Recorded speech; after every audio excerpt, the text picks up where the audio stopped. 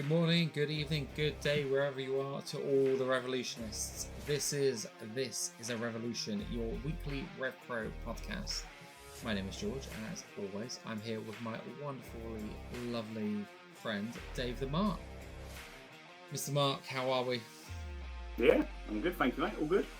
I'm looking forward to a little trip to Sheffield this weekend for Revpro, and that's starting to look like an absolute low-key banger of a show, isn't it? I'm gonna say yes, but actually can't remember anything that's been announced so far. So why don't you just jog my memory? We've got the two semi-finals and the final, and so that's three of the matches. Mm-hmm. We've then got Leon Cage versus Chris Ridgway. Yes, two out of three falls. The winner challenges Caven at the Revolution Rumble, and the loser gets entered into the J Cup. Oh, and interesting. Just announced just before we came on, Jay Joshua versus Michael Oakley. Oh, fuck off. Yeah, so like you've got the champion in action, plus a one night, like effectively heads of the tournament. Yeah. Like we're gonna have the double duty main event of the tournament coming to a head. So like that feels like really kind of like it feels high stakes. It does. And I'm really invested in that tournament because Shah Samuels does what Shah Samuels always does and makes something seem extra important. The idea that he could get one more shot at being the undisputed heavyweight champion and one more, like, you know, King of York Hall big championship match. Yeah. Yet it could also so cruelly be taken away by someone like an RKJ. And it would be so befitting of him to do so. Plus, you got the whole kind of TK Cooper, like, everyone wrote him off, and he's absolutely just trying to prove everybody wrong. And you got Zazaya, and it's like a year since Zazaya challenged for the championship. We've got Jay Joshua and Zazaya on the same show. Yeah. So you've got the threat of Jay Joshua ruining it for Zazaya. Like, there's loads going on there. And Ridgway versus Leon Cage, 2 out of 3 falls, literally just sounds like a wet dream for me. So I am very, very happy. Yeah, you know what, actually, when you've just reminded me of what's going on there, because I could remember Leon versus Ridgway, but this is how it's been, like, this last week with nothing on, nothing announced. I've just been, like, completely out of the zone with it. Like, I've just literally not been watching anything or catch up on anything, so completely forgot about the tournament. But, yeah, like, that tournament has got me invested as well, because there's 2 guys there that we could have seen being the finalists of this tournament. Then there's 2 guys where I said one made logical sense to be in Shah Samuels, but still expected someone else to maybe be in there in that spot. And like you said, the story that he's telling as part of this is tremendous. And then you've got TK Cooper with which completely left field for me. Like I said last time, I just thought, this feels like it needs a bit more meat on the bone to it. And then he put the meat back on the bone, like, so much, and invested and cared. And yeah, it's just amazing how much these little videos, like whether it's, like we said, YouTube, Revpro specifically, or the talent are doing to just help get these stories over that a little bit more. Interesting. I like what they did this week as well, because they put all the videos together into one, like, 12-13 minute clip. Okay. And then they've released each day one of them as a short. Nice. So if you've got the time and you're invested enough, you can get all the backstage in one go, like the night after the show or a couple of days later. Or you get these little daily bursts, these little dopamine hits of these little minute-long shorts throughout the week.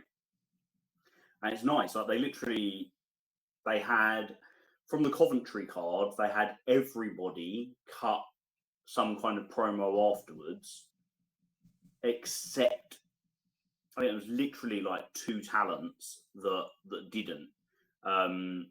So it's not even like you're just talking about the kind of the big name talkers or the people that are really used to having a camera in front of them. And it's really refreshing because we've talked about it before, like there are so limited opportunities to talk in independent British wrestling, like in front of a live crowd or in front of a camera. But that's such an important part of global wrestling that if these guys are to take the next step in their career further down the line, to be able to give them those opportunities at an earlier stage will absolutely benefit them. Yeah, and you get the opportunity to do it backstage rather than in front of a live crowd. So you've got the opportunity to feel, you've got the comfort of being able to do a second take, or you've got the comfort of not having the crowd around you affecting you. Like when Will Caven spoke in Southampton and the crowd just kind of hijacked it, kind of worked quite well for the moment, and he rode it out quite well. But it must have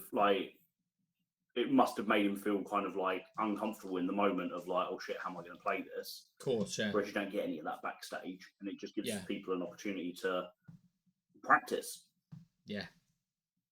Yeah, I think it works, and for all those great reasons you've said that. And if nothing else, I think I've said this before, one of the things I really loved about the Attitude Era was that everyone had a purpose, right?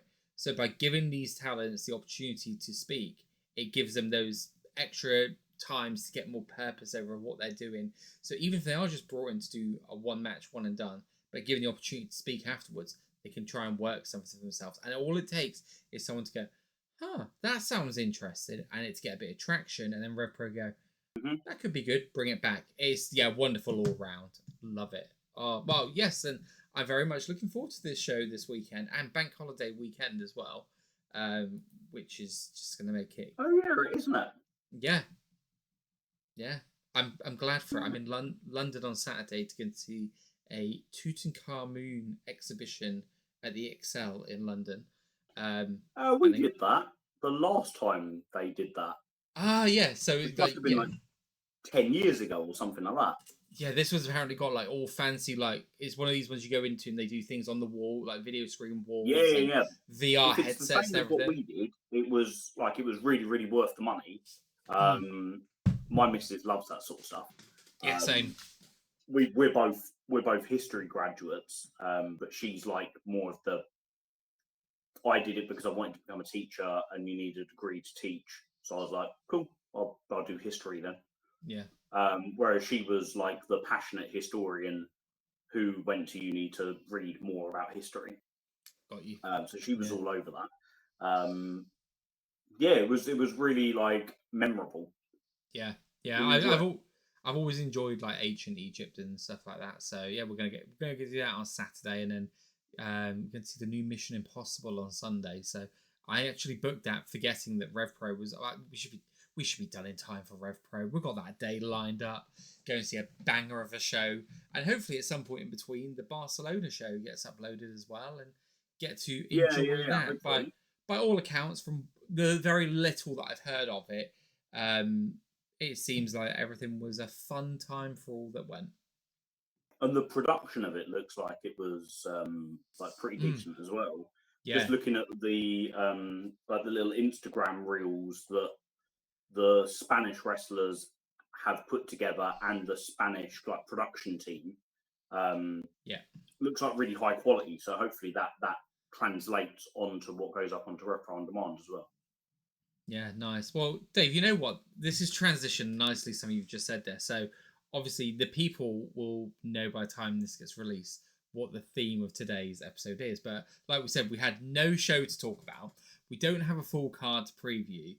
And you were like, well, what are we going to do? Have we got something else we want to discuss? Do we want to take a week off? And I thought, well, we've had a week off recently. And as much as I enjoy the weeks off, I thought now's the opportunity to go a bit rogue and do something a bit different. So you mentioned there about being a history graduate, Dave. Well, right, yeah.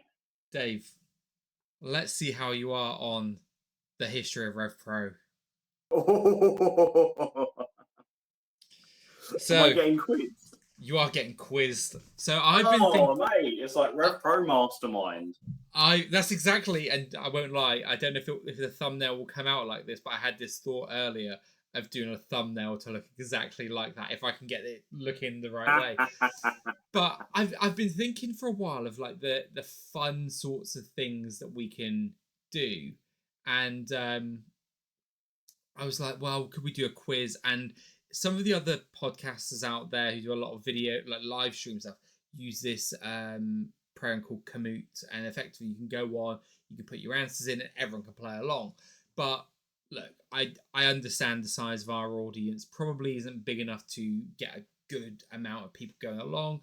Couldn't find out whether you can actually play it live, and then people go back and play as if they're playing live or not. So I thought, until I work that one out, I'm just going to do a I quiz Dave the Mark.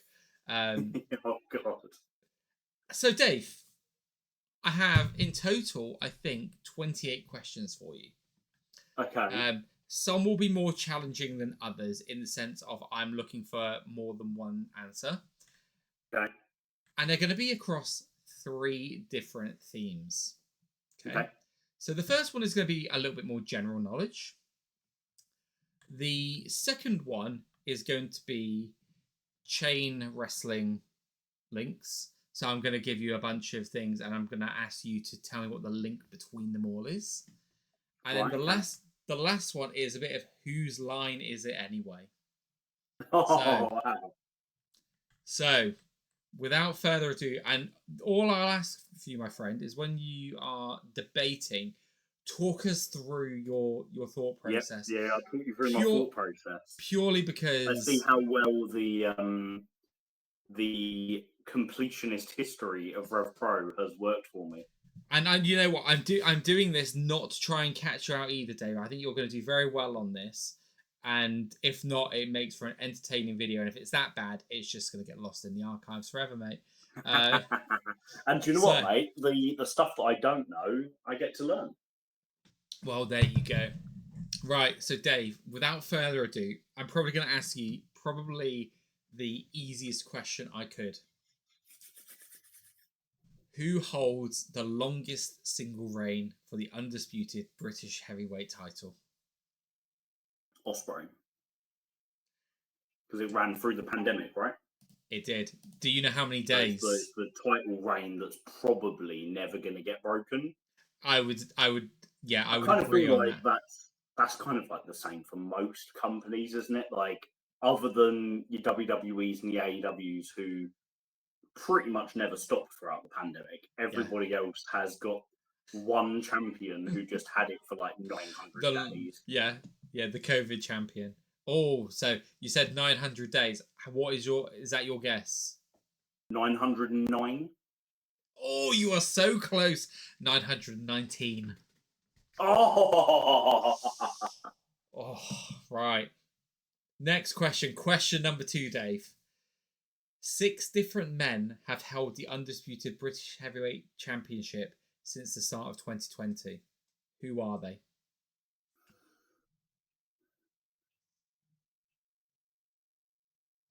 Okay, so the very start of 2020 was Zack Sabre Jr., who lost it to Osprey, who lost it to RKJ, who lost it to Great O'Khan, who lost it to Luke Jacob. No, sorry, who lost it to Michael Oku, who lost it to Luke Jacobs. And then obviously Oku again. That is all 6. Look at that. Mate, the pressure is real. So I won't lie. It was the Zack Sabre Jr. I was like, is that one going to catch you out? Because when you say 2020, I was like, is he just going to go for title changes? Because I looked and saw it was right at the beginning of the year. Yeah, High Stakes was January 2020, wasn't it? Yeah, something like that. So yeah, I was like, oh, is this one going to catch you out? Nah, of course it's not. How many former undisputed British heavyweight champions were also IWGP champion? And who are they? Okay. Tanahashi. Yep.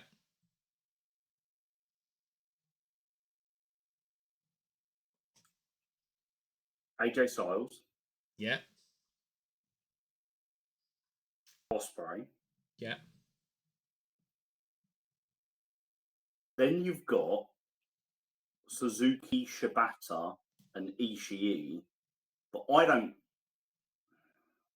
This is where my New Japan knowledge isn't as good as my Revpro knowledge. I'm pretty sure Ishii's never been an IWGP champion. He hasn't, because I went I'm and pretty fact sure checked Suzuki all of these. hasn't. It's just if Shibata has or not. Now, I kind of missed all of Shibata's run. That was before I knew New Japan, so it's all kind of going back. My gut says I don't think he ever held the IWGP championship. Your gut would be right. He did not hold the IWGP championship. So Zack Sabre Jr., of course. There we go. That's what I was saying. I almost forgot the most recent one. I was just gonna say, have you forgotten that one? That was what I was waiting. I'm not even gonna lie, right? So the pressure is on you to get all these right. The pressure on me is to make sure that I have fact checked. You fact checked well. Right. So here's the thing. Right. I'm going off on a tangent. I love a good quiz, right? But I, to a fault, uphold the sanctity of a quiz being correct. Okay. My most non-proud moment ever at a quiz was when I was at work quiz, and one of the lads who was organising the quiz, he was like, "Oh, you would love one of the questions tonight. It's wrestling," and I was like, "Perfect. Here we go. No one's else getting this." And he said, "What is the real name of the wrestler Triple H?" And I went, "Fucking easy one. This." Writing it down, Paul Levesque. He reads the answers out, and he went, Hunter Hearst Helmsley. And I was like, mate, I went, no. Brilliant. I went, no. And he's like, well, that's what Wikipedia tells me. I'm like, mate, no. And I argued it to get that point. Wrestling name. Yeah, exactly. That's his 3 H's. And look, I could have probably given that, because that point wasn't winning us the quiz. But out of principle, I argued the shit out of it just to get that point, because I was like, no. Which makes me realise how seriously I take quizzes. My dad and I once did a pub quiz where we thought we'd done so badly, but between handing our quiz papers and it getting announced, we left because we just didn't want the shame of how badly we'd done. Turns out we'd won, but because we weren't there to collect our trophy, they went to second place, and second place won the 80 quid pot. Oh mate, that's tragic. Yeah. So I guess what I'm saying is I love a quiz, and I love to make sure that everything is up there. So I also, the pressure is on me to make sure that I've got everything right. And as you were talking, I was fact checking to make sure that Zack Sabre Jr., who's, I believe, well, actually no, I'm not gonna say what I was gonna say, but Zack Sabre Jr. Was definitely champion. Was my thought. I was surprised. I don't know why in my mind Shibata was previously, but no. I thought he was more associated with other championships, the same way that like Shinsuke Nakamura is kind of most linked with the IWGP Intercontinental Championship. Mm-hmm. And that was like right. His belt. Yeah, you're right. So next question, Dave. Who lost the tournament final in the tournament to crown the inaugural Revpro Women's Champion?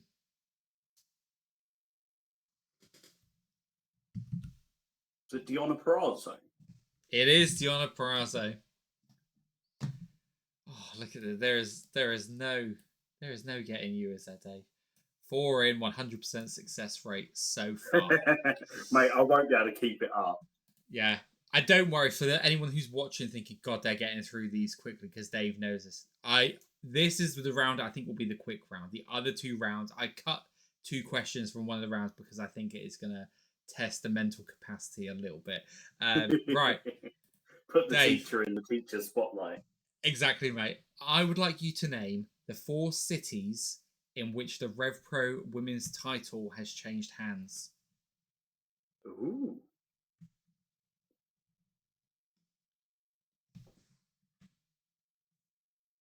London. Yep.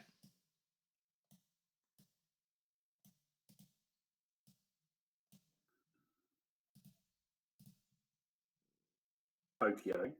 Yep.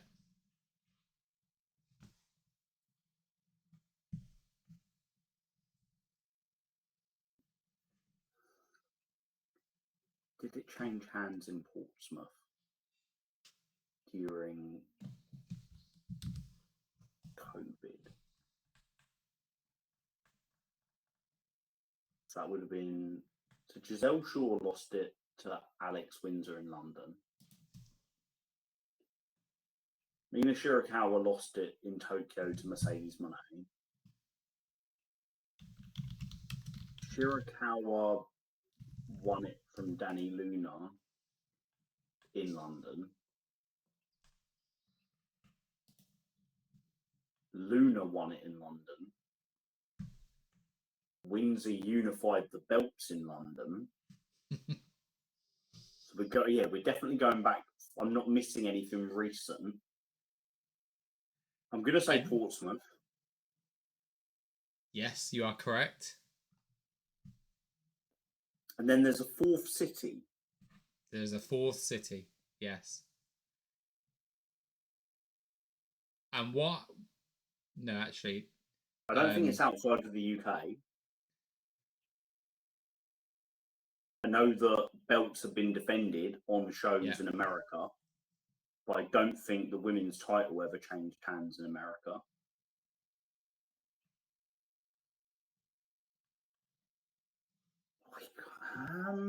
It is in the UK. That's what I will give you. That's the one clue I'll give you.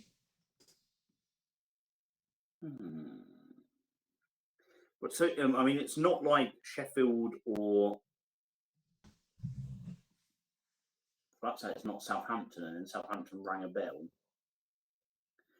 It's not like Sheffield or Coventry or St Neots or Stevenage, like those sorts of places. It wasn't on any of those like shows, like of the more of the what we now think of, like what I think of the Revpro circuit.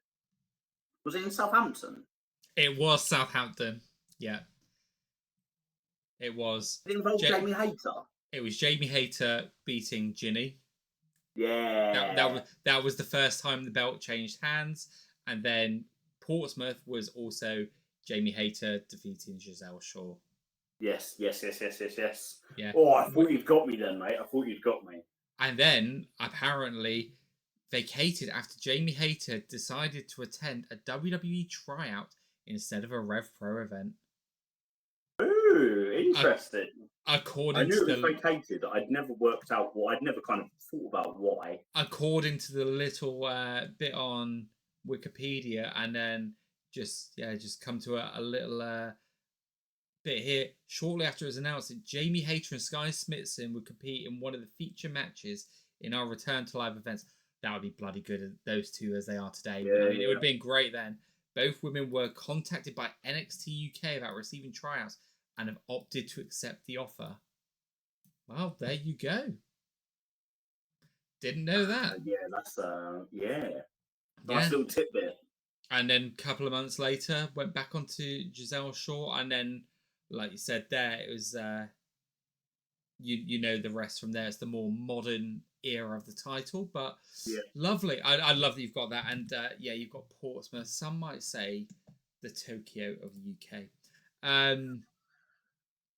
Portsmouth Guildhall, Tokyo Dome. Oh well, yeah. I mean, community centre. So when you, I think you commented on the stuff with Ninja Mac a few days ago. Yeah.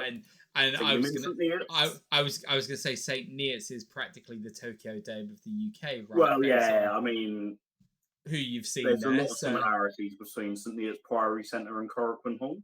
Yeah, well, yeah. I can see it. The first bit is how fucking quiet they both are. Oh, right. So, Dave, the next question I've got for you, and this is one where you want to listen to the actual, and I'll kind of explain a little bit.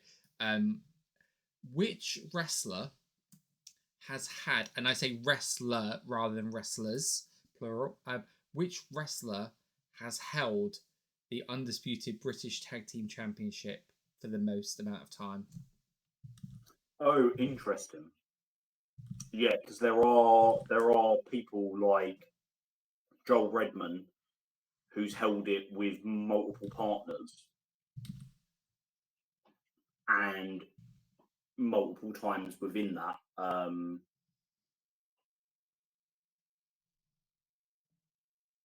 So this is most times, Most as in TK yeah. Cooper is a 2-time champion. No. So this is most time, as in I've held As the in most belt for days. exactly, combined days. Got you. Combined days. Yeah.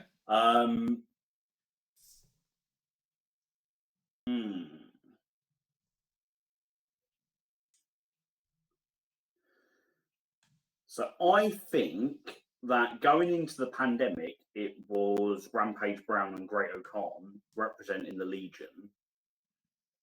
And then they vacated them when Rampage went to NXT UK and Great O'Khan went back to Japan and made his Wrestle Kingdom debut attacking Okada.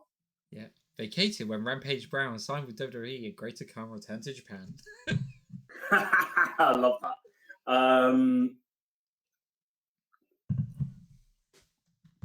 Back in the early days, there were some long title reigns though, when they didn't run as many shows. So people like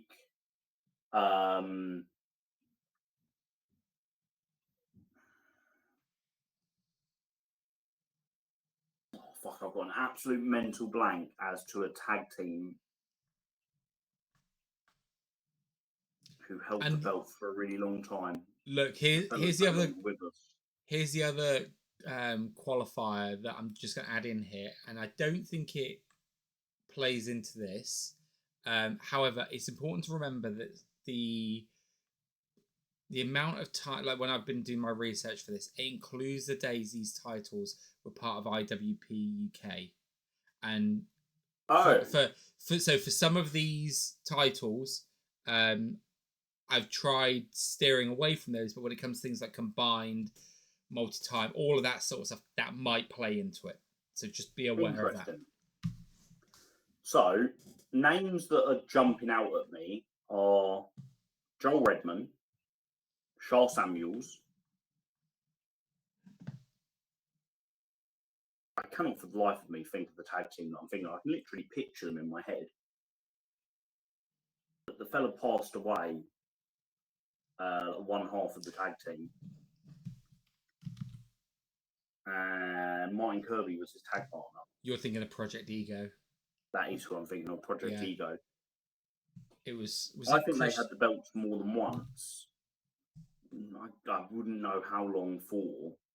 It was Chris Travis you're thinking of. Chris Travis is who I'm thinking of. Yeah, absolutely right, mate.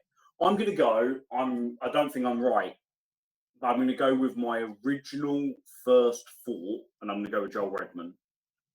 No, that is not who it is. Joel Redman, however, is at number 4 on the list.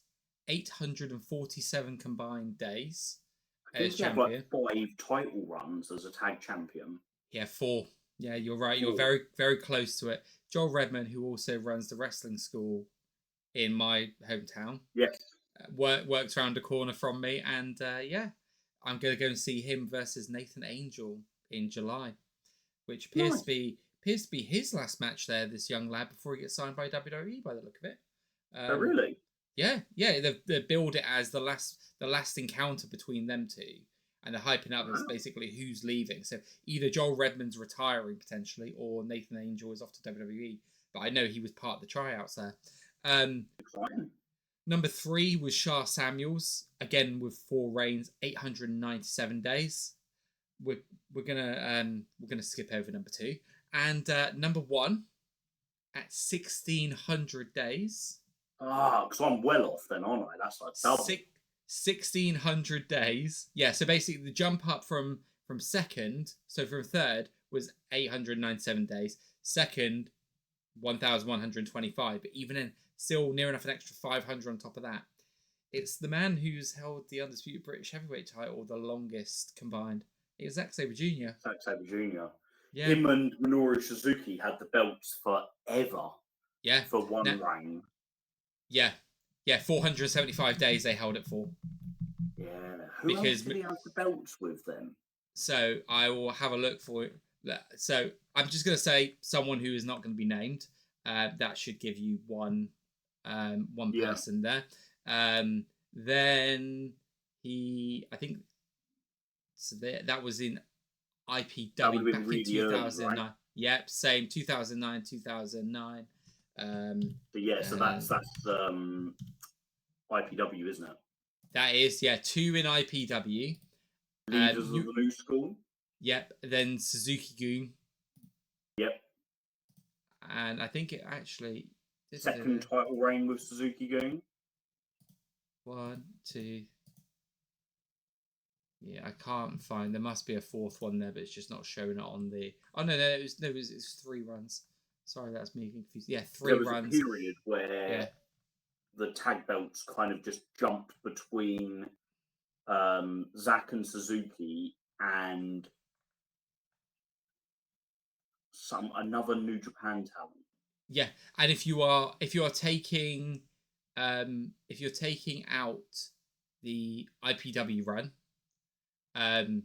then your longest reigning team is the Legion, Great Khan and Rampage Brown, and then coming in second place to that would be Minoru Suzuki and Zack Sabre Jr. So he is still up there for sure. Mate, he's such like an integral. I think he's more of an integral part to Revpro than a lot of newer fans realise.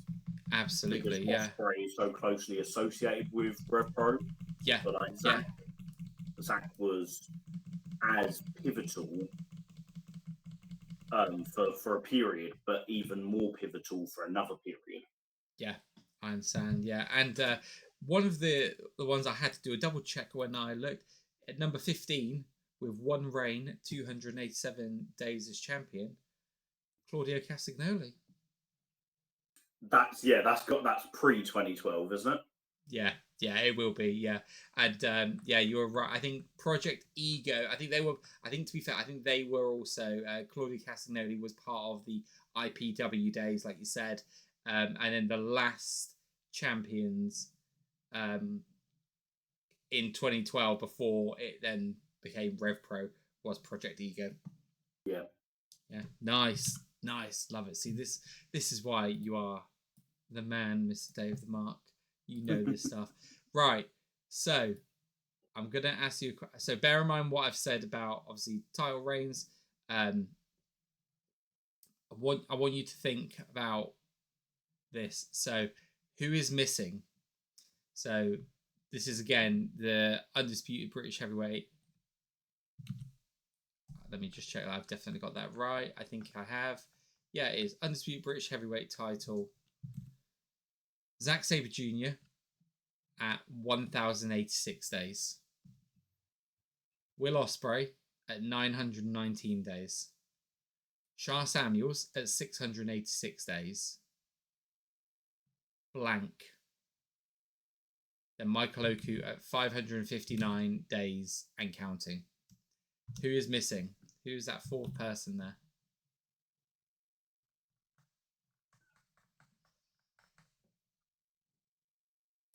Oku was 549, did you say? Yeah, roughly around. I think it's 559. How many days was the one above? Then the one before, so then there's the one missing, and then the one after that in third place was Shah Samuels at 686. Okay, so we're looking at somebody with a 600-day reign, which means it's got to be more than 1 reign.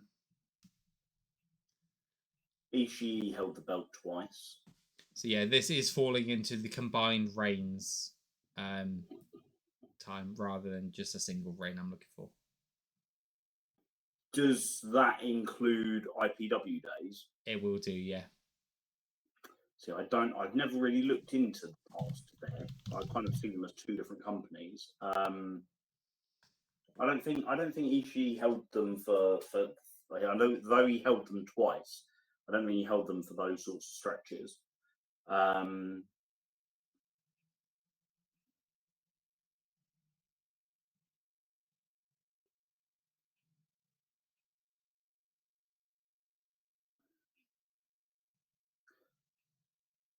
Zack, Ospreay, Shah, Oku. We're looking for the 5th. Mm-hmm. the man that we don't really talk about, Marty Skell, held it for a fair amount of time. Yeah, look, I'm just going to put a disclaimer out here that not one of these answers to any question is going to be Marty Skell. No, I didn't think there would be. but for clarity, he is number 6. 400 and something days. 456. 456. Yeah. Okay, so who would have held the belt in IPW and Revpro? Well, not AJ Styles, not Hiroshi Tanahashi, not Katsuyori Shibata. Well, you know what? And I've just noticed the behind my question is that in fact, this person has only ever held it as part of the IPW. So I'm going to change the question up slightly then, Dave, right? And I'll tell you who the answer. I want to see. Just throw a name out there who you think it could be. Let's see whether. But then I'm going to ask you. So someone that would have been the main guy in the 2000s.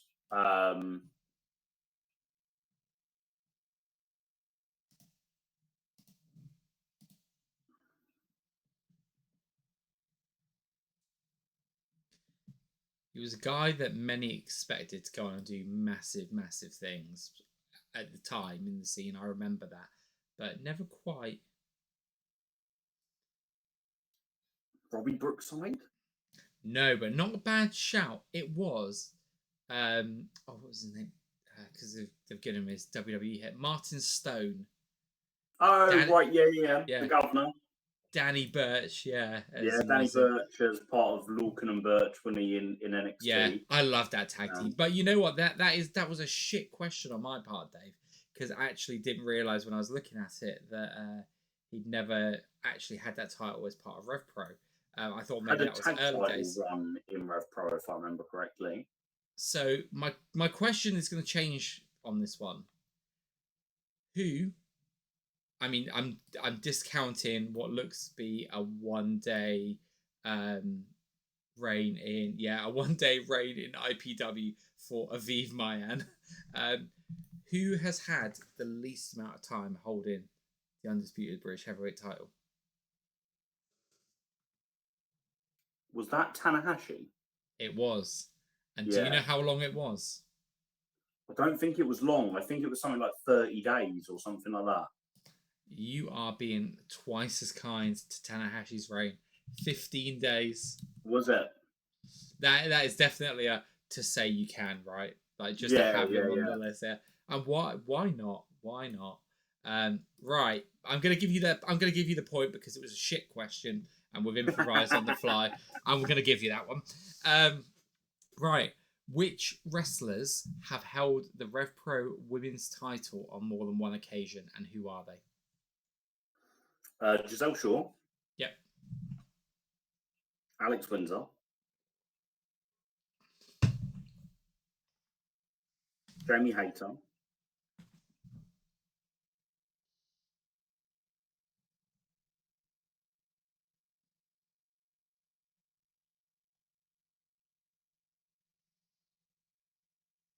Is that your answers? Or are you still thinking? Or are you just saying out loud? Just seeing if I missed anybody. I don't think Zoe Lucas held it twice. Obviously, none of the more recent people, your Danny Lunas, your Mina Shirakawas, Mercedes Monet. Yeah, I think that's it. So, Giselle Shaw, Jamie Hayter, and Alex Windsor. Yeah. It's actually only 2, Dave. Not Jamie Hayter. It's not Alex Windsor. Alex Windsor has had 1 reign with the belt. However, that reign lasted She for a long ass time. She unified the belt that she had, right? So when she came back at Epic Encounter 2023, and her, Sky Smithson, Danny Luna, and Hyan wrestled for Windsor's belt and Sky Smithson's belt. Okay. Danny Luna's belt. Mm-hmm. I can't remember who the Southside champion was then. Yeah. Yeah. No, you're right. It's just one really long reign, isn't it? It's like crazy long. Yeah, I think it was 769 days. Which, yeah, the longest reign with that title to date. Again, will that one ever be beaten? I don't think so. No, I don't think so, mate. Not a bad one to, and you know what? So I'm being strict with the at the top of the card there. Sorry, on the question, I'm being strict with it. You give me 3 answers rather than the 2 I was looking for. But yeah, no, you're right, mate. Interesting that there's only been two-time champions in that division as well. It feels like there should be more, doesn't there? But right, so you know what? I'm just going on to I think it's my final question of this round. No, my second from last. But I'm just gonna quickly. I'm gonna fact check something, Dave. I'm gonna make sure before I ask you another shit question, because excellent. My shit question is not gonna be a shit question. Okay. True or false? Michael Oku has held the Revpro tag team titles for less than any other previous holder. What his run as tag champion His was combined shorter than any of the people that came before him. Exactly. His combined time holding a tag team title is the shortest of anyone in the Revpro history. True or false? Yeah. Well, they didn't hold it for long. Are there any title runs that were like literally a day or a week?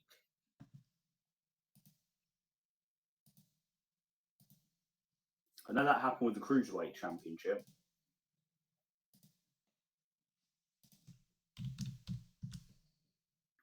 I think generally the tag titles have been held for a fair amount of time per team.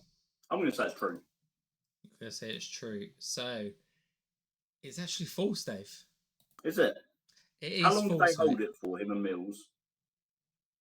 So that was 29 days. So you're right in that it wasn't a long time, actually. You're very right that it wasn't a long time. Like, not even How a month. long did Roy Knight and RKJ hold the belts for? Oh, now you ask a question. That is not the answer, but I'm going to look at 49 days. Yeah, that was the end of 2021, start of 2022. Before Sunshine Machine beat him for it, and that's when I started watching Revpro when Sunshine Machine were champions the first time. Who held it the shortest? So the shortest amount of time. Japanese tag team. No, it's not. It was Rich Swann and Ricochet.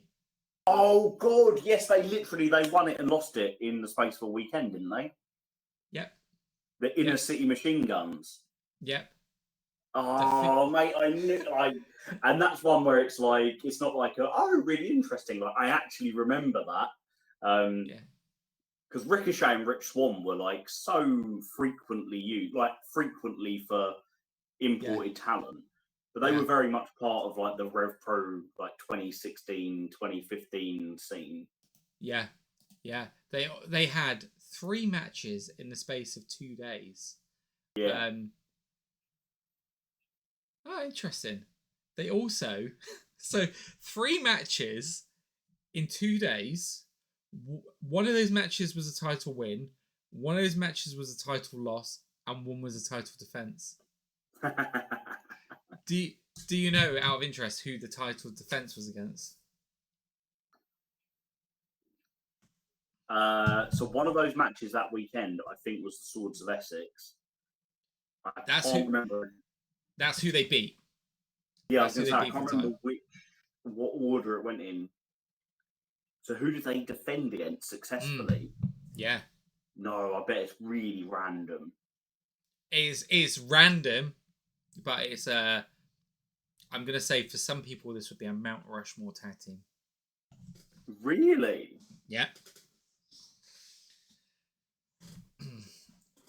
Some might not be so keen on them. Some might call them elite. They beat the Young Bucks. The Young Bucks. Yeah. God, it all went down in Sittingbourne, Kent, didn't it? Mate, madness, eh? Oh, absolutely. Yeah. What? Yeah, crazy shit. Okay, so, but yeah, out of all the teams that have not held, they're the only teams that have held a 1 day reign. So, other than them, Michael Oku has had the least amount of time holding the title.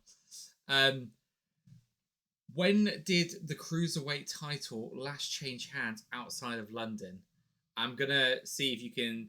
You can either give me the date, so the event and date, the city, or the person. Okay, let's try and test my memory and work backwards. Caven won it in London. He beat Neon.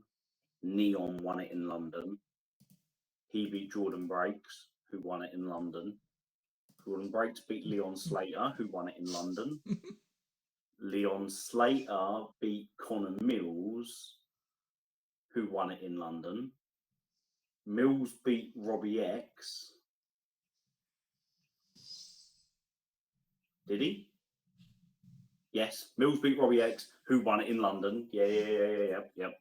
Epic Encounter 2023. Robbie X beat Luke Jacobs, who won it in Manchester. That is right. At Summer Sizzler 2022 against Michael Oku. Fucking show off. I love that match. I love everything about Oku and Luke Jacobs. So I've just one of those. Every time those two have wrestled, I've probably watched it 3 or 4 times. Yeah. Just I like series. Mm-hmm. So I will quite happily be like, oh, I'm going to watch all the Luke Jacobs Michael Oku matches, or I'm going to watch the Will Ospreay Michael Oku matches. Like, seeing the progression through and and just like the stories between, and then there are just certain matches where I'm like, oh, I'm going to watch Shinsuke Nakamura versus Roderick Strong. Yeah, nice. Like just these kind of one-off bangers that took place, or like, oh, I'm going to go back and watch Kevin Owens versus Martin Stone. Like, do you know what I mean? Like, these random things. I can't.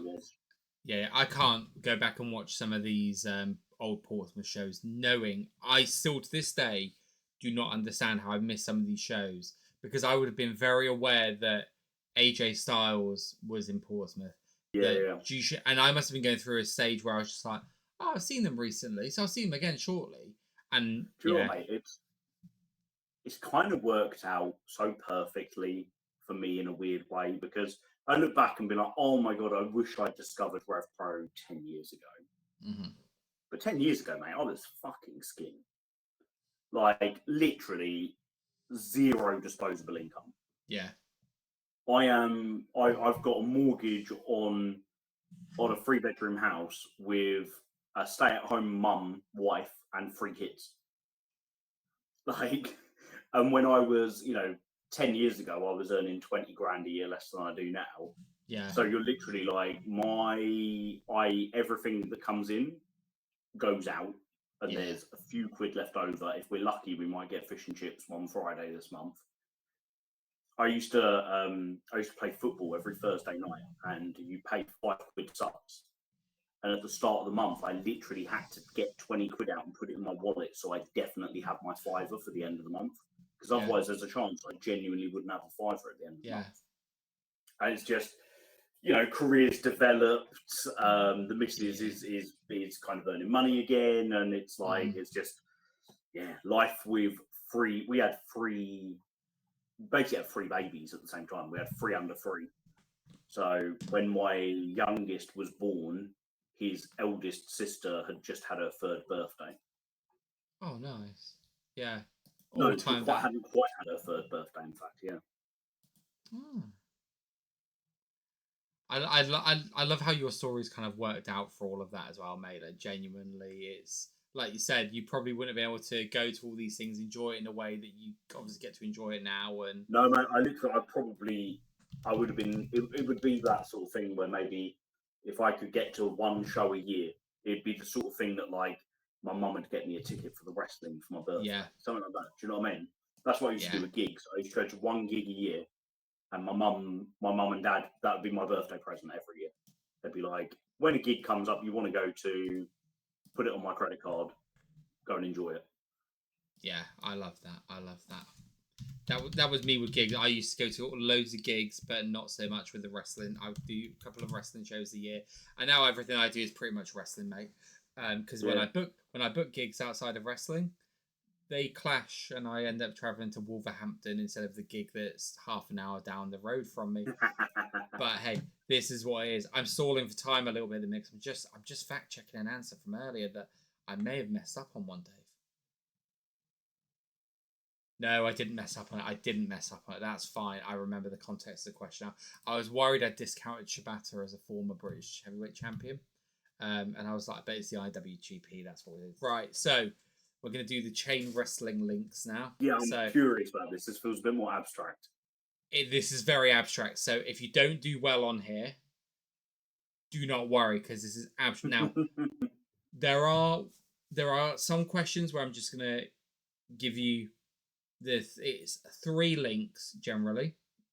So I will give you 3 links, and they can be anything, but they're all linked to one particular thing.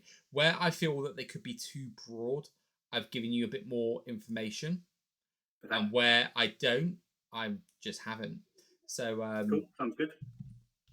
So the first link is Michael Oku defeating Robbie X, Connor Mills defeating Shah Samuels, defending the Cruiserweight title, and Sunshine Machine defeating Greedy Souls in the Tag League Finals.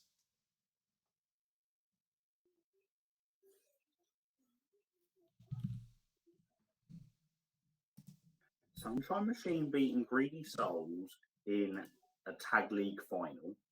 Mm-hmm. Robbie X and Mike versus Michael Oku. Michael Oku defeating Robbie X. And Connor Mills defeating Shah Samuels. Connor Mills defeating Shah Samuels for the Cruiserweight Championship defense. Specifically that defense, yeah. Okay, so Mills beat Shah Samuels in the main event of a 229 in November or October. November.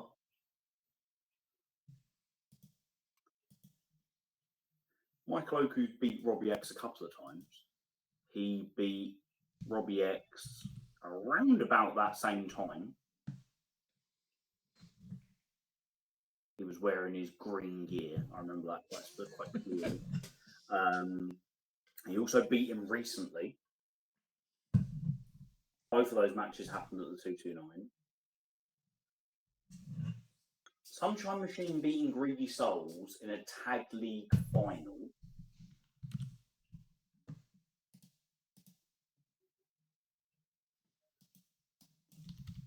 I think that must have been 2022.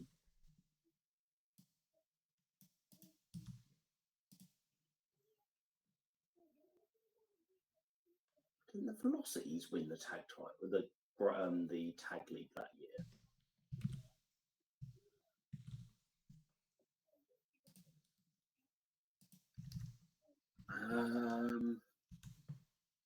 Mills ended up bleeding in his match with Shah Samuels. Sunshine Machine and Greedy Souls have had some bloody affairs, but I don't think in a Tag League final. Can't think of a time when Robbie X and Michael Oku's matches have ended with blood. Part of me's like thinking, keep it simple. These are all matches which link to the 229. And then part of me's thinking, no, there's a more specific link for you to choose these 3 matches. So there is a more specific link, but I will tell you, you are exactly on the right lines with the 229.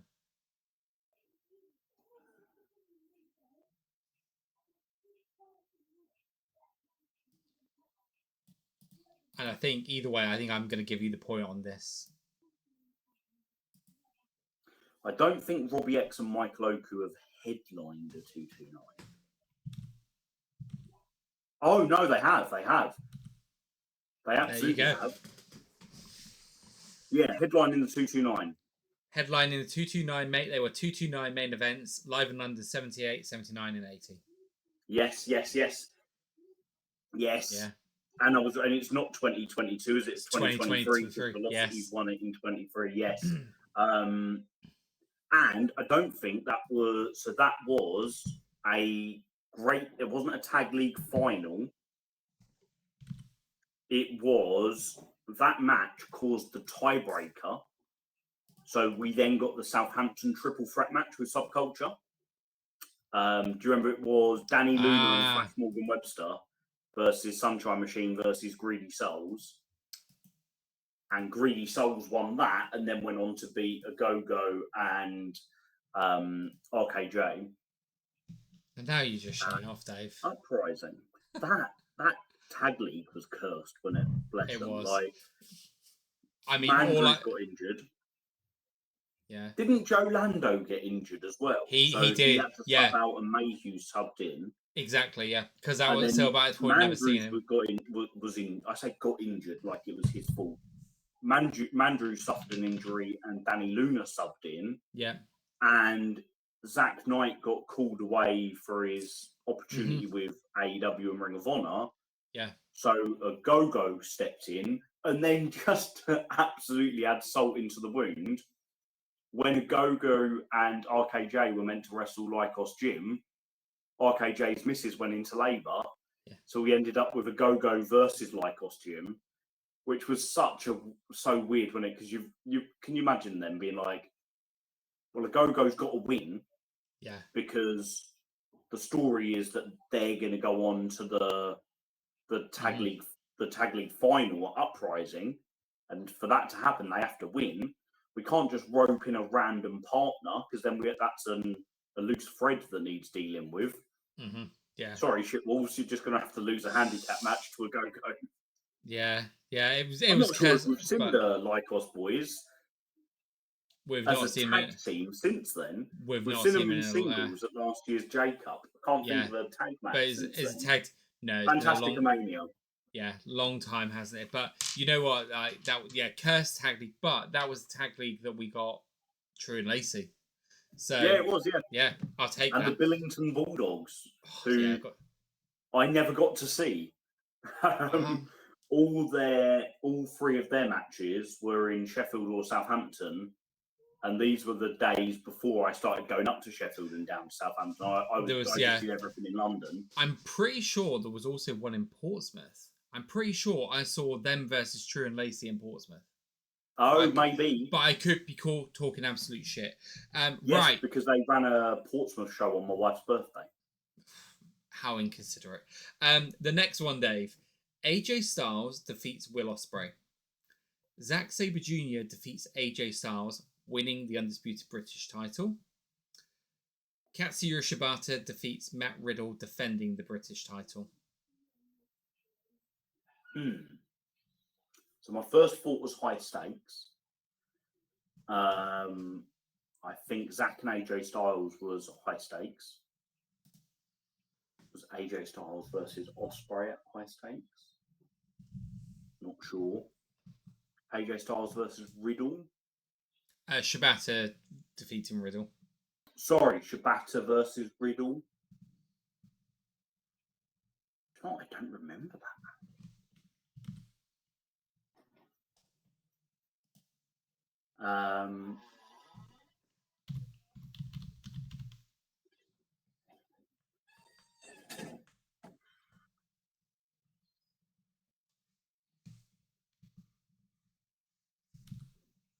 Do you know what? If it was high stakes, if these were all linked through high stakes, when would these high stakes matches have been?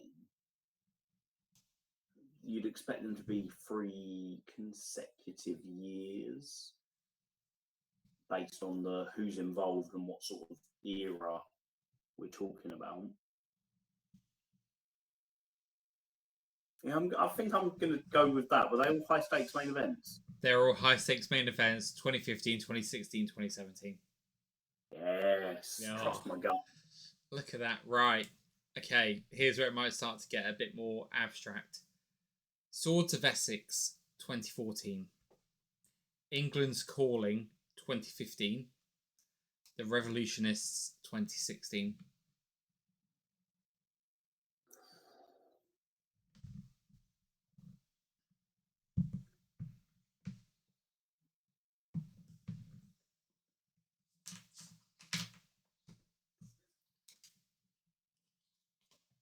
Well, the Revolutionists are a tag team championship win to include an Revpro undisputed British heavyweight champion. Swords of Essex, obviously Osprey, undisputed British heavyweight champion. Was the third one London's Calling? England's Calling. England's Calling. That was a Joel Redman. Was that Joel Redman and Martin Stone? That was. Martin Stone held the previous incarnation of the undisputed British heavyweight championship in the IPW. So I'm gonna say this is nothing to do with IPW. Cool. So, okay. Dates neither wise, of them held the Revpro heavyweight championship. So I'm just gonna agree with that. What I'm gonna do, Dave, I'm just gonna repeat it and say Swords of Essex 2014, England's Calling 2015, and the Revolutionists 2016. Just gonna add that little bit of specificity there. The years, yeah. Championship victories at a particular event.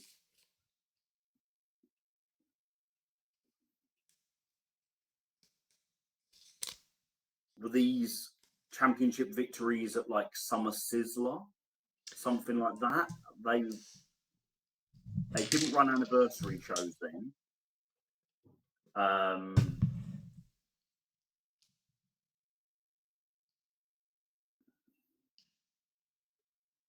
Let's think about the Revolutionists, because I loved watching their run.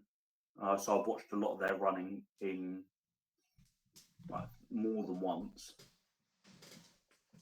It was more to the bit I love about their story was the collapsing of the Revolutionists more than when they were on top. Mm-hmm.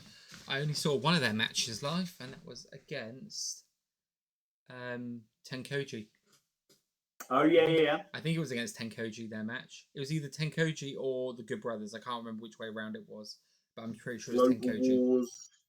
Yeah, 2015. Yeah, I was going to say 2015. Yeah, second Revpro event. More from a process of elimination than a recall. Yeah. Global Wars were frequent events at that point.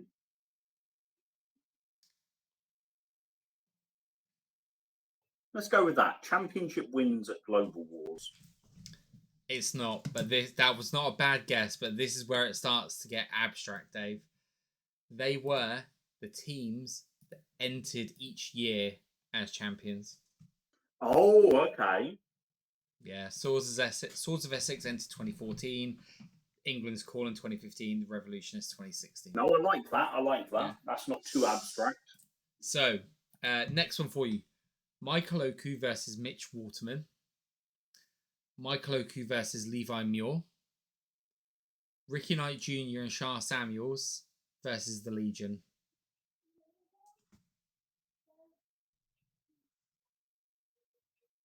I don't remember that last match at all. RKJ and Shah Samuels versus the Legion. That must have been Gideon and Lucian Phillips. Mm-hmm. I remember Oku versus Mitch Waterman. That was in Portsmouth.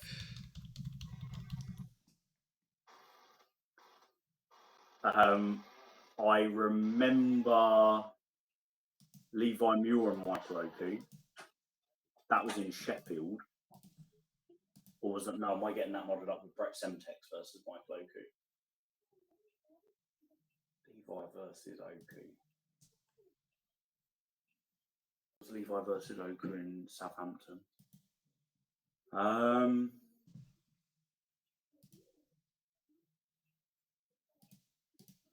Levi was all about the Trent Seven story. Where does RKJ and Shah Samuels fit into this?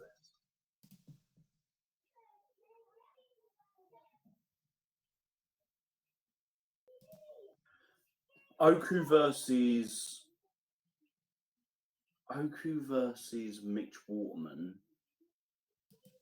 I can lean into that because I'm pretty sure that was live in Portsmouth, November 26, 2023. Yep. That specifically because that's my wife's Because it's birthday. your wife's birthday. Yep. I know And that's how you know. That card. If you look at the card for that show, it was so weird. Oh, mate, I was there. If you actually go back and watch Revpro on Demand, there's a bit during that Mitch Wharton Michael Oku match where someone shouts, "Let's go, Mitch!" That someone was me, and he literally turns around and points in my direction and goes, "At least I've got one fan here." Oh, bless. Because it's that quiet. That was a rearranged show, I think. Mm. I think you're right because there was an unsavoury event happened in Portsmouth. Yes, yeah. Indeed. Let's go with that. And Jordan Said debuted on it, didn't he? Kelly Six came back. Scotty Rourke debuted on it. It was a bit of a hickledy-pickledy show, but a great opportunity for a load of guys to impress. So that was a main event, but I don't think was Oku and Levi a main event. Was RKJ and who? RKJ and Shaw. Oh. Are these all Portsmouth main events? I'll give you that. Specifically, the last 3 Portsmouth main events. Yes. It was funny because I can remember that Legion match now with Shah and Ricky. Because again, that show had. Wasn't that a show that had Suzuki versus Suzuki? No. So I went to that Suzuki. So that Suzuki and Mad Kurt versus the Legion was the main event of the one. Yes, I was going to say they couldn't have Suzuki on a show and not put him in the main event in Portsmouth Guildhall. Because you had that, and then the semi-main event to that was Leo Rush and Connor Mills. Yes, yeah, I remember that. I really enjoyed that match. I went for that. Yeah, image of it's one of my favourite Mad Kurt memories of watching him dab to Suzuki and Suzuki not destroy him. Like this mutual respect. It's so weird. And do you know what? Like a little moment for Mad Kurt. How much love there is for like Orange Cassidy and people of that ilk. And you look at like what Mad Kurt was doing in England that so many people, if he had a wider audience, would have absolutely loved. Yeah. I remember him being one of the first British wrestling to kind of infiltrate my Twitter. And it was just always like Mad Kurt's killing the business. Like Mad Kurt is everything that's wrong with British wrestling. Mad Kurt is everything that's wrong with independent wrestling. Like this guy's a joke. It was always like, who the fuck is Mad Kurt and what is he doing that's so controversial? Yeah. Mad Kurt, and then Charlie Evans and Millie McKenzie's Progress promo, and I'm like, ooh, British wrestling, what's this? I wish that Mad Kurt had clicked for me while he was still here. He was one of those guys that I had no beef about being on shows, just didn't do it for me. And obviously, as I get older, my taste in wrestling and my seriousness of what I like with wrestling has, even in the last couple of years, has changed a bit more. But even me going in going, oh, I love Suzuki in a singles match, and it probably on paper wasn't the pairing, I couldn't help enjoy myself in that match because I think when you've got someone as serious as Suzuki and you've got someone playing off him like Mad Cat and him playing it like they both are, I think you kind of have to respect it. So yeah. Okay. He was like the gateway for my kids when they were little. Because they just thought Pajama Man was hilarious on the telly. Yeah, I bet they did. Right. Debbie Keitel, Charlie Evans, and then this one is two people but one answer. Hyan and Rhea O'Reilly.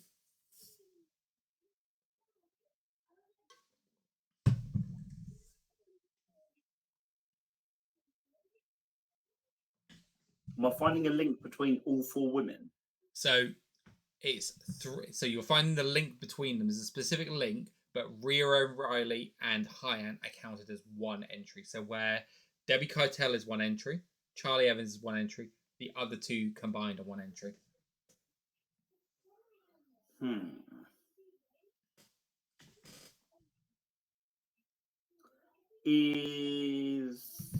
Okay. Is this to do with Alex Windsor championship defences from 2022? Because she defended against Charlie Evans at High Stakes 2022. Debbie Keitel then attacked her and cut a promo, and Hyan chased her off. And Rhea O'Reilly and Debbie Keitel had each other's backs. Yeah, that seems to all make sense to me. 3 consecutive undisputed British Women's Championship defences in 2022, or 3 consecutive Alex Windsor matches from 2022. So it is Alex Windsor's first 3 defences of the title. So I'm going to give you that point.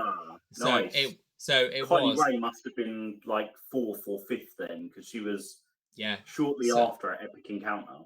So out of all those I've given you, there's one person missing there. If you include Kylie Ray as well, who's the other missing person? Let's see if you can get that one. So in between Hyan and Rhea O'Reilly, and then Kylie Ray. Yeah.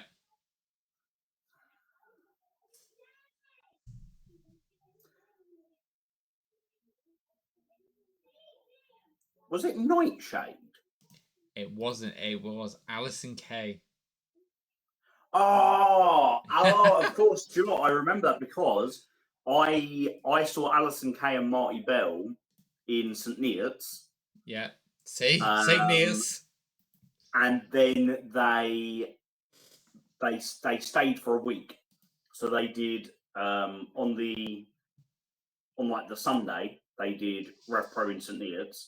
Then in the week, they went and did like Pro Wrestling Eve and some other bits in the week. And then they wrestled Revpro again at the end of the week, maybe in Stevenage or down in Portsmouth, somewhere like that, before they went back to America. Nice. Yeah, so Debbie Keitel was the first defense, Uprising 2021. Yeah. Followed by Charlie Evans at High Stakes 2022. And then Hyan and Rhea O'Reilly in Southampton. Yeah. Nice. Okay. Probably the most abstract of all the questions coming up now, Dave. Uprising 2023, High Stakes 2024, Anniversary Shows 2025. Anniversary Show 2025? Yep. That is not a typo. That is, yeah. Over the Crystal Palace National Sports Centre. It is all the shows, all the Revpro shows. Yeah. At Crystal Palace. Lovely. That's a nice one. I like Crystal Palace. Mate, I do as well. Look, I don't like driving there, but that's a me issue. So I'm just going to say a few things here. That I know that for a lot of people who are a bit more northern, it's not the ideal one to get to. For me, who's a southerner that can get off at Clapham Junction and just get the train straight back down, perfect venue. And this is it, right? Like, I can moan about the inconvenience of a venue, but then it's going to be convenient for somebody else, and then there'll be another venue that's convenient for me, that's inconvenient for them. Like, there's great sight lines in the venue wherever you are. There's a lovely area at the top, so if you want to go merch, like you're not crowding around everything. The staff there are not a bunch of cunts who will make you give over everything at the door like they are at York Hall. Love it. Love it. I'm glad we're going I've back got there my for little free anniversary. parking spot that I always use outside some people's houses. Oh, we went to a nice American diner style restaurant about 20 minutes away from the venue last time as well. So hitting that I one just back up. always remember coming out, and because everybody else parks in the car park, and me being sort of like a creature of habit and super tight when it comes to car parking, I love my free little spot, Yeah. and it's really easy. I get in my car, and that's it. I'm off. There's no like queuing to get out of the car Yeah. park or anything like that. But to get to my car parking space, I have to walk back through the park, and there's no That lights park. whatsoever. No, oh no, I know. We found out. So like doing that in December when it's muddy and there's like, and you find you'll be like, I don't even know if I'm walking along a track at this point, Ah, or so if you I'm must just have went the same way wading we through did. the mud. Yeah, you had like the left hand side and the right hand side, and we went down the left hand side. I went, let's not do that ever again. Right, Dave. Robbie X versus Scotty Rourke. Trent Seven versus Shah Samuels. Alex Windsor versus Maya Matthews. These all took place in Portsmouth. Scotty Rourke versus Robbie X was that November 26th show. Shah Samuels versus Trent Seven. Was it the same show?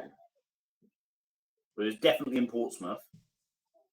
And Maya Matthews and Alex Windsor, I think they wrestled. There was a show where Maya wrestled Sapphire Reed to then wrestle Alex Windsor later on in the show. So, like, the loosest link would be they all took place in Portsmouth Guildhall.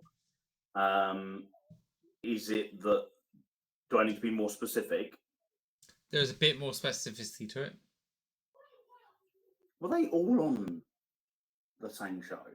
You've said it twice now, so I'm going to go with it. Yes, they were all on, as I've dubbed it, the weirdest Portsmouth show ever. Yeah, November 26th, 2023. Exactly.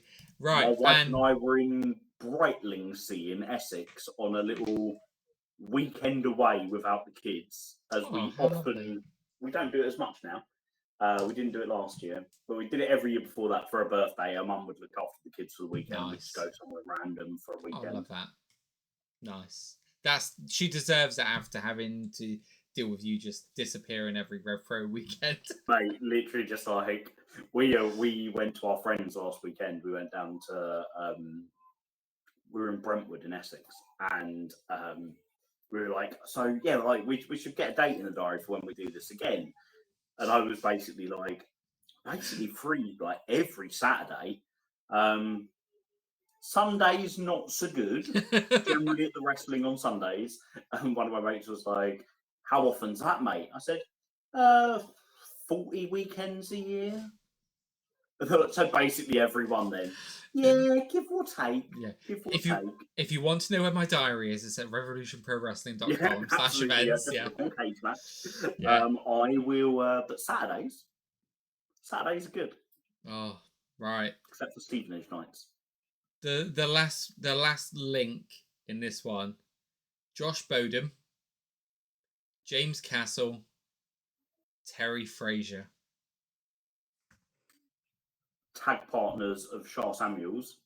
Yep, that is it. That is the link. Yeah. Terry Fraser and Josh Bodum were the original Revolutionists. And then James Castle was sort of like, he was like the original New Age Revolutionist, like the newer version of it. I think Terry Fraser just stopped. I think he just stopped wrestling, if I remember correctly. You know what? It's not a name that jumps out to me, if I'm honest. I don't think anything happened to him or anything like that, and I think he just a bit like Kenneth Halfpenny, just kind of went down a different route. Maya Matthews. Yeah. Do you know what I did learn? So obviously you got the Thrillers, Joel Redman and Mark Haskins, but apparently this was still in IPW. Doug Basham, who was in WWE, was also part of the Thrillers. Basham. Yeah, he was part of the Thrillers as well.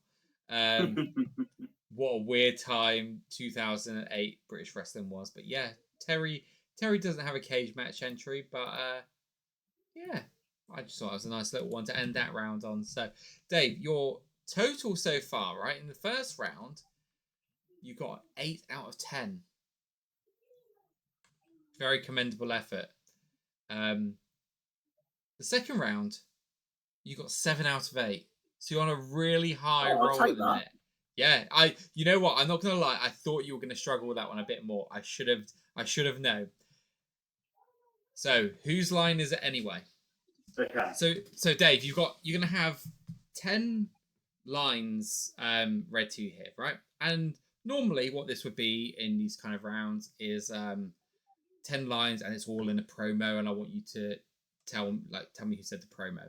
These are about people.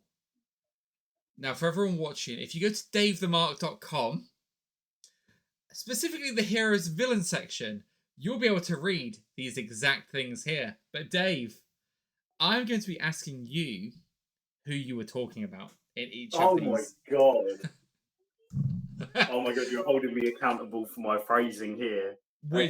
Which is why I did not want to tell you beforehand what we were doing, because I wanted to, I've loved this, mate. This is great fun. I was so pleased to spring this one on to you. So, here we go. Number 1. There's a slightly wider conversation for villain. Blank was the first to throw his name in the hat, taking the low road once more to victory.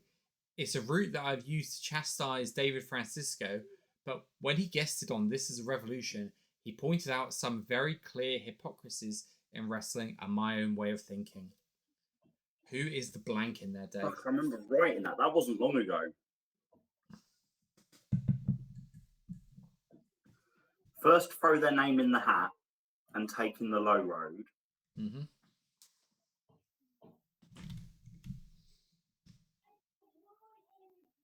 What are they throwing their name? So this is in the wider conversation for Villain of the Week. That's the context behind what they're throwing their name in the hat for.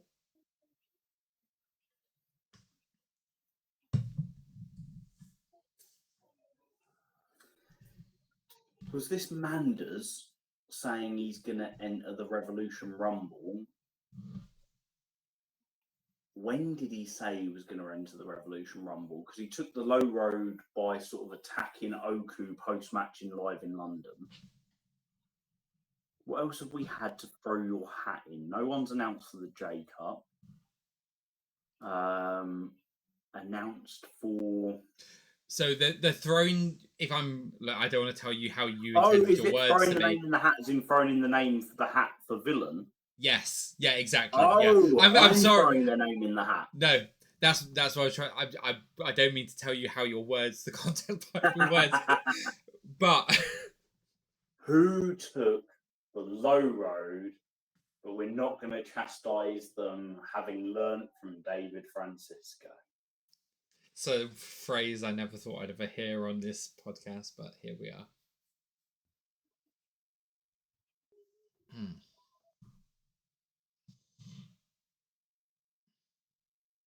For those who are listening and not watching, Dave was just sitting in deep contemplation there. It was a thing of beauty. But no. Yeah, terrible audio podcast there. Probably an awful visual as well of me just staring into space. Was it TK Cooper? No, Dave, it wasn't. So what I love here is that the first 2 rounds that were done on Revpro, Dave stormed through. The first one, I asked him about himself. That just shows what a humble man Dave the Mark is. That was talking about Robbie X at Live in London 91. Oh! I thought I'd absolutely got it then. When I was like, yes, it was TK, I remember now. So, number 2. I honestly believe that Venue A in 2024 has reached Venue B levels of consistency with the cards put out, and that both have reached the consistency of cards of Venue C. Sheffield Southampton 229. Yep. I honestly believe that Sheffield in 2024 has reached Southampton levels of consistency with the cards put out, and that both have reached consistency of cards of the 229. Specifically, This was posted out as part of the Sheffield Weekender update. Yeah. I'll never change the colour of that one. You I got stand by that as well. Yeah, I do I as feel well. like the Sheffield, what is put together for a Sheffield show was really, really strong last year. And look, got a great one coming up this weekend. I feel like Southampton has had a lot of big moments, but also just consistency for at least a year now as well. And often, when you look just at the cards, 229 and the Network and the 1865, they all look very, very even. I think that sometimes the 229's atmosphere is just what kind of takes things up a notch. But the same match could, if they had the Southampton card or if they had the Sheffield card, it would be the same.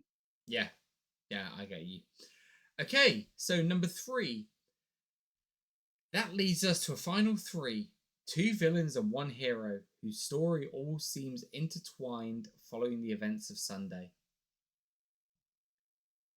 Who are you talking about here? 3 people whose stories were intertwined. 2 villains and 1 hero whose story all seems intertwined. Now, Dave, while you're ruminating on that, I'm going to go and fill up my water bottle. So please do just continue telling the people. 2 heroes, 1 villain. No, 2 villains, 1 hero. That's interesting.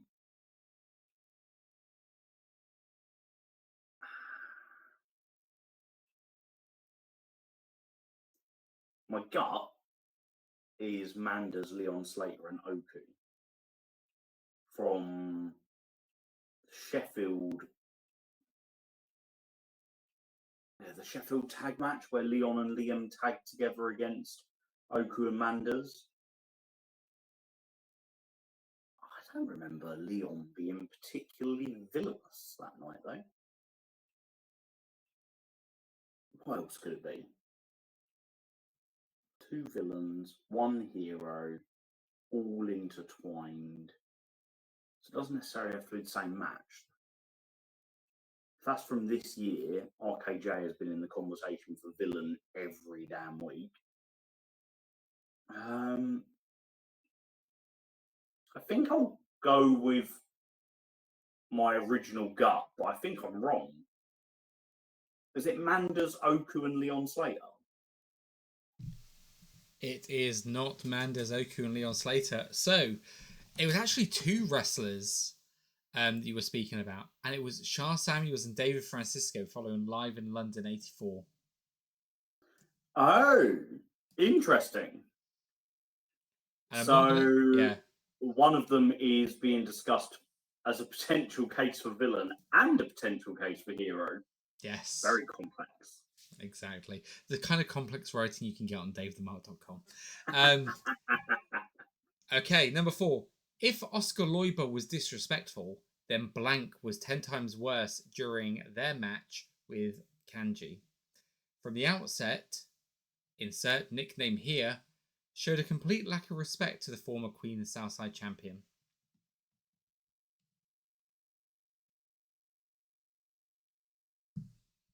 Can you say that one again for me? If Oscar Leuber was disrespectful, then blank was 10 times worse during her match with Kanji. From the outset, insert nickname here, showed a complete lack of respect to the former Queen of Southside champion. Now, I'm just going to say you said the nickname. I'm just not putting that in there because it will obviously give away who it is.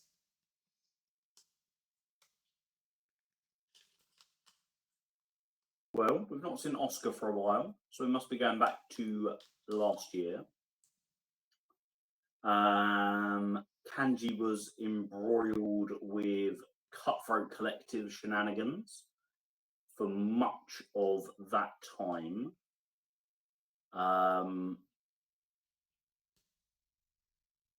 Not always in the match, though. Sometimes it would be her wrestling someone like a Chantel Jordan, and then the Cutthroat Collective getting involved afterwards. Let's stick with the Cutthroat Collective. Who would I write about using their nickname? That could be the radioactive one, Sapphire Reed. It could be the iron-willed Alex Windsor. Not Lizzie Evo. Not Nina Samuels. Not Mercedes Blaze. I'll go Sapphire. So it was the best thing to come out of Hull since Dean Windass. Oh, Alexis Falcon. Yeah, it was. Live in Coventry. Live in Coventry. Yeah. Oh, I like that. I'm doing terrible at this. You've so far got a 25% success rate on your own work. but a great success rate on Revpro. So, hey, at least you're paying attention to the product. In all honesty, I don't think many people had blank down to beat blank. I know I certainly didn't. This photo, I think, encapsulates that. Ooh.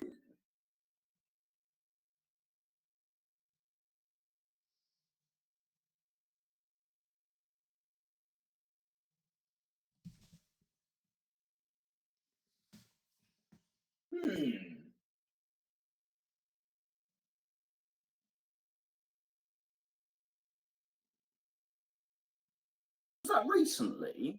Was that literally? No.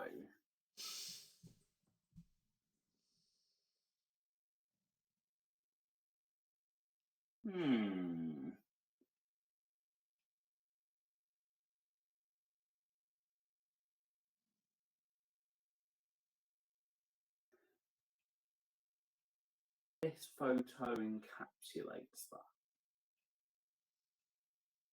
Photo which suggests that not many people thought someone was going to beat somebody else. Have we got a shocked face? The reason I said recently was I was thinking of TK Cooper beating Leon Slater. And I used a photo of TK Cooper not looking surprised, but looking genuinely like smug and kind of just overwhelmed with emotion. Maybe smug's not the right word, because it was more of a just pure happiness. Yeah. Yeah, let's go with TK. It was. So Leon Slater was correct as the second one. Jordan Breaks. Yeah. I don't think Breaks looking really surprised holding the championship. Yeah. And just being like, I can't believe it. Yeah. Ah, yes. Well played, sir. So I'm asking you, the next one, I'm asking you to tell me the name of the show. It's not a blank within, but it's just a paragraph that I liked. And therefore, for the first time in 2024, we have a purely heroic Revolution Pro Wrestling show without a single villain. And so the Villain of the Week title will remain on the shelf until next week. Live in Barcelona. That is. Yes. Which makes me sad, because we got to watch Live in Barcelona last year, but we didn't get to watch it this year. I know. I didn't write about it. I watched Eurovision instead. I've been binge watching The Walking Dead.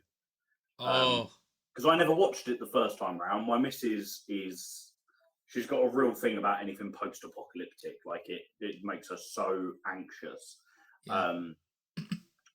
But we've been watching a lot of stuff kind of separately. Like we're coexisting whilst watching TV at the moment a lot. Yeah. I'm watching TV on the big screen. She's watching it on her iPad with her headphones on, and we're just sort of like cuddled up together, but just not looking at the same stuff. So I've been putting The Walking Dead on, and once I put it on, I think she realised it's nowhere near as bad as she assumed it would be, because it's not the most frightening of shows. Yeah. It's just quite violent, and she can deal with violence. She just can't deal with fear.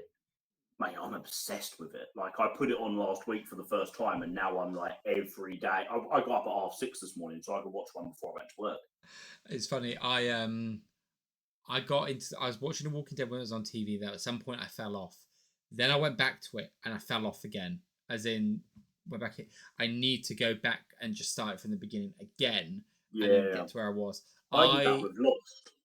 I remember I watched it when it came out at the time, and then at some point I just lost my way with it, and then I was like, you know what, I'm just going to go back and watch it all from the start.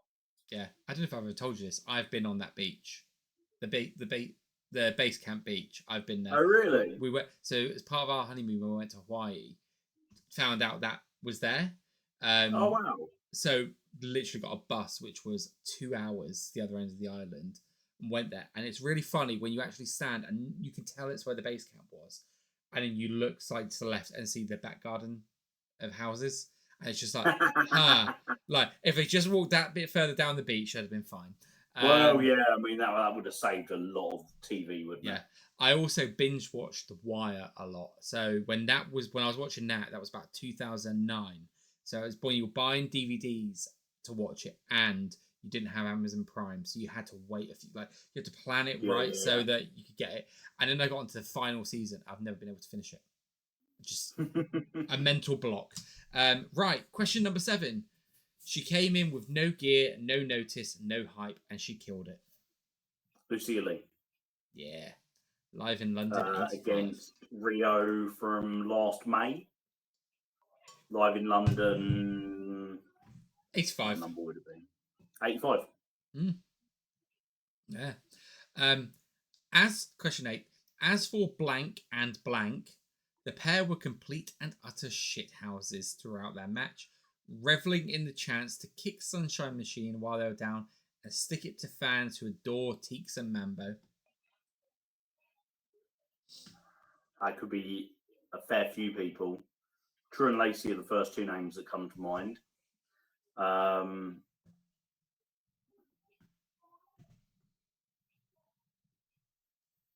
Yeah, I'm going to stick with that. Oh, no. It was Ridgway and Mills. Oh, Ridgway that was Live in London as well, wasn't it?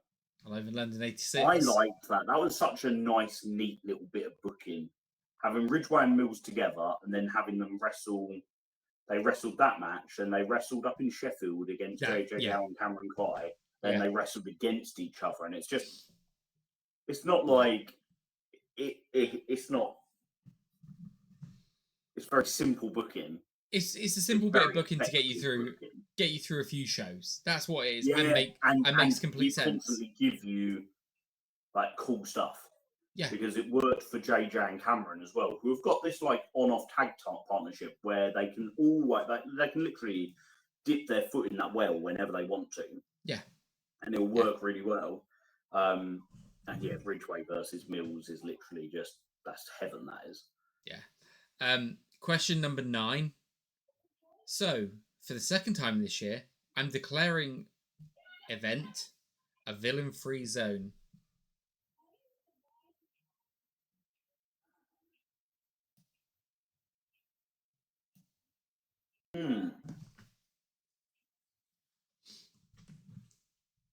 Is that Fantasticomania? Or did Gabe Kidd take Villain of the Week for Fantasticomania?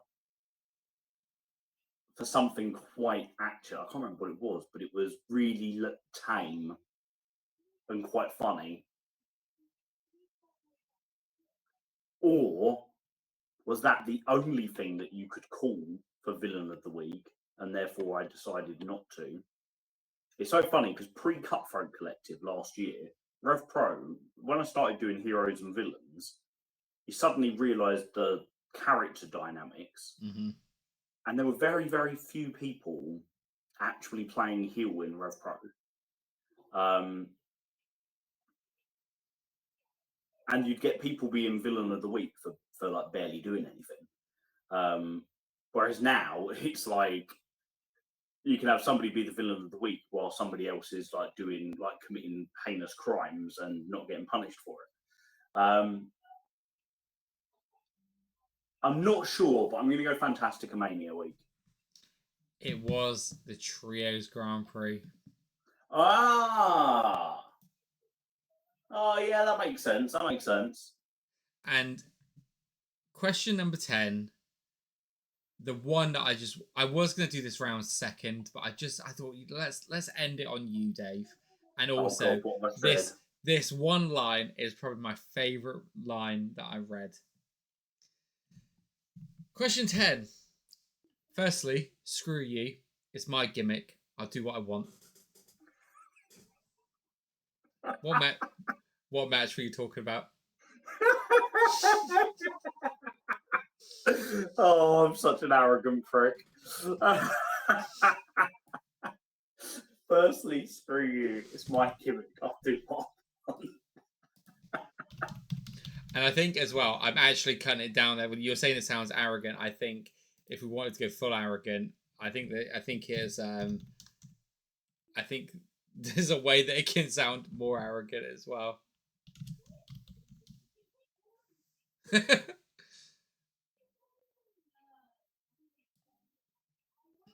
I talking about? Why?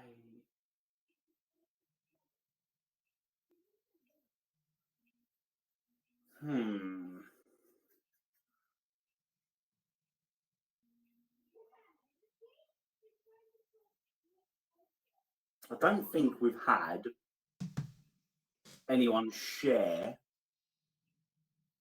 There's always been an out-and-out winner. There's always been a villain. There's always been a hero. A couple of times there's been no villain. I don't think we've ever had it split between two people. I have had tag teams win. So we've had like Young Guns have won. Sunshine Machine have won. The Cutthroat Collective as a group have won. I think I must be talking about. Is it who am I talking about that you want me to say? The match is based around a particular match, so you could either get the people or the match. I think it must be a team.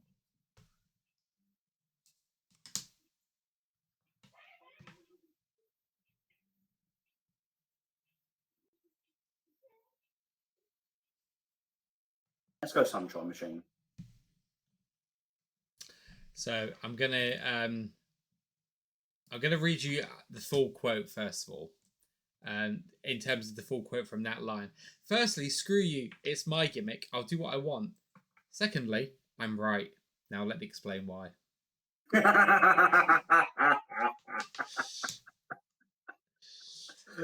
I love it. And it starts with, okay, I hear you. This does look like a bit of a cop-out, doesn't it? The hero of the week and the villain of the week stem from the same match. Osprey and Oku High Stakes, right? Yeah, it was. Yeah. Dave, that concludes your Revpro quiz. Mate, that was good fun. I enjoyed that. So I hope it made for a good listen. Oh, I think it will have done. Yeah, you know what? 80% in round one. I think it's around 90%, give or take, in round two, with only one wrong answer there. I mean, you don't know yourself that well, Dave. 30% correct in the roundabout you. So what you're basically saying, mate, is I chat a lot of shit. Or no, what I'm going to say is maybe you're not as arrogant as you think you are, and therefore don't just remember your own words. No, I like that. That's a much nicer way of putting it. There we go. Thank you, my cromulent friend. There we go. Right.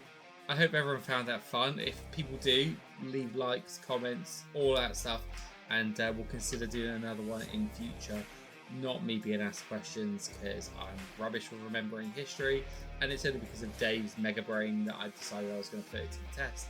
So this has been the show this week. Thank you all for watching.